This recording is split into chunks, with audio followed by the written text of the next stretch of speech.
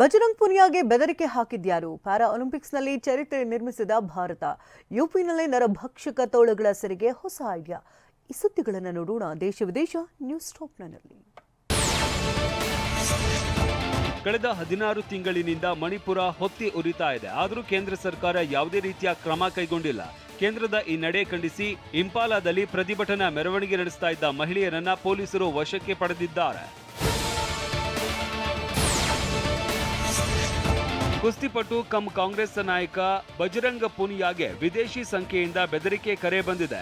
ಈಗಾಗಲೇ ಪೂನಿಯಾ ಈ ಬಗ್ಗೆ ದೂರು ಸಹ ದಾಖಲಿಸಿದ್ದಾರೆ. ಈ ಬಗ್ಗೆ ಪ್ರತಿಕ್ರಿಯಿಸಿರುವ ಹರಿಯಾಣ ಸಿಎಂ ನಯಾಬ್ ಸಿಂಗ್ ಸೈನಿ ಈ ಬಗ್ಗೆ ತನಿಖೆ ನಡೆಸಿ ಆರೋಪಿಗಳ ವಿರುದ್ಧ ಕ್ರಮ ಕೈಗೊಳ್ಳುತ್ತೇವೆ ಎಂದಿದ್ದಾರೆ.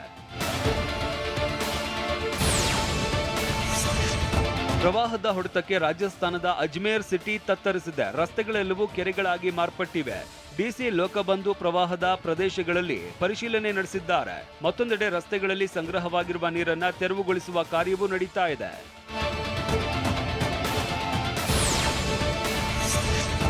ಪ್ಯಾರಿಸ್ ಪ್ಯಾರಾ ಒಲಿಂಪಿಕ್ಸ್ನಲ್ಲಿ ಭಾರತ ಪದಕಗಳ ಬೇಟೆಯಲ್ಲಿ ಉತ್ತಮ ಸಾಧನೆ ಮಾಡಿದೆ. 7 ಗೋಲ್ಡ್, 9 ಬೆಳ್ಳಿ ಮತ್ತು 13 ಕಂಚು ಸೇರಿದಂತೆ ಒಟ್ಟು 29 ಪದಕಗಳನ್ನು ಭಾರತ ಪಡೆದಿದೆ. ಇದು ಪ್ಯಾರಾ ಒಲಿಂಪಿಕ್ಸ್ನಲ್ಲಿ ಈವರೆಗಿನ ಐತಿಹಾಸಿಕ ಸಾಧನೆಯಾಗಿದೆ.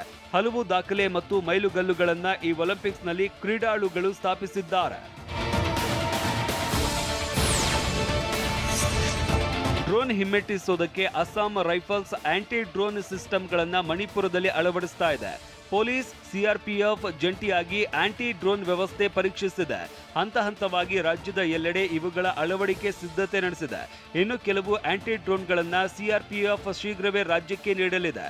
ಭದ್ರತಾ ಕ್ರಮಗಳ ಹೆಚ್ಚಳ ಮತ್ತು ಡ್ರೋನ್ ಬೆದರಿಕೆ ಹತ್ತಿಕ್ಕಲೆಂದೇ ಆಂಟಿ ಡ್ರೋನ್ ವ್ಯವಸ್ಥೆ ಪ್ರಾರಂಭಿಸಲಾಗಿದೆ.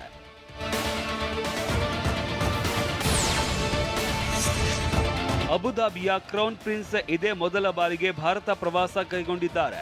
ದೆಹಲಿಗೆ ಆಗಮಿಸಿದ Sheikh Khalid bin Mohammed bin Zayed Al Nahyan ಅವರನ್ನ ಕೇಂದ್ರ ಸಚಿವ ಪಿಯೂಷ್ ಗೋಯಲ್ ಬರಮಾಡಿಕೊಂಡರು. ಈ ವೇಳೆ ಸೇನೆಯಿಂದಲೂ ವಿದ್ಯುಕ್ತವಾಗಿ ಸ್ವಾಗತಿಸಲಾಯಿತು.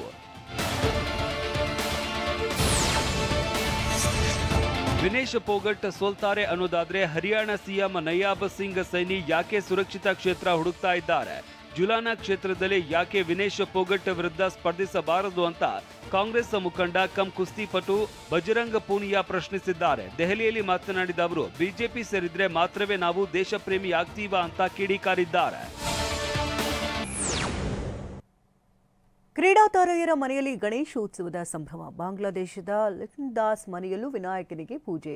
ಕೆಎಲ್ ರಾಹುಲ್ ಆರ್ಸಿಬಿ ಕ್ಯಾಪ್ಟನ್ ಎಂದು ಮೊಳಗಿದ ಘೋಷಣೆ. ಸುದ್ದಿಗಳನ್ನು ನೋಡೋಣ ಕ್ರೀಡೆ ಸಿನಿಮಾ ನ್ಯೂಸ್ ಟಾಪ್ನಲ್ಲಿ.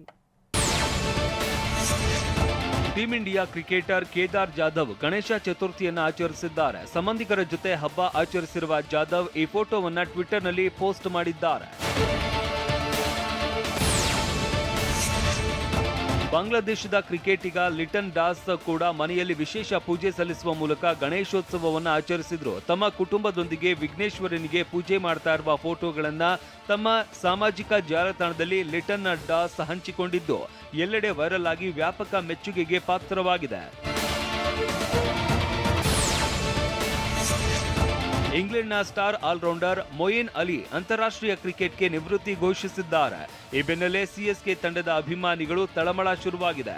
2025ರ ಐಪಿಎಲ್ನಲ್ಲಿ ಚೆನ್ನೈ ಸೂಪರ್ ಕಿಂಗ್ಸ್ ಪರ ಮೊಯಿನ್ ಅಲಿ ಆಡ್ತಾರಾ ಅನ್ನೋದು ಖಚಿತವಾಗಬೇಕಿದೆ.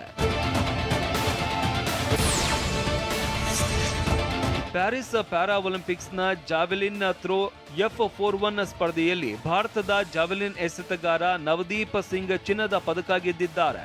47.32 ಮೀಟರ್ ದೂರಕ್ಕೆ ಜಾವೆಲಿನ್ ಎಸೆಯುವ ಮೂಲಕ ನವದೀಪ್ ಪ್ಯಾರಾ ಒಲಿಂಪಿಕ್ಸ್ನಲ್ಲಿ ಹೊಸ ದಾಖಲೆ ಬರೆದಿದ್ದು ವಿಶೇಷ. ಟೋಕಿಯೋ 2021 ಪ್ಯಾರಾ ಒಲಿಂಪಿಕ್ಸ್ನಲ್ಲಿ ಚೀನಾದ ಫೆಂಗ್ ಕ್ಸಿಯಾಂಗ್ ಸನ್ 47.13 ಮೀಟರ್ ದೂರಕ್ಕೆ ಜಾವೆಲಿನ್ ಎಸೆದಿದ್ದು ಈವರೆಗಿನ ದಾಖಲೆಯಾಗಿತ್ತು.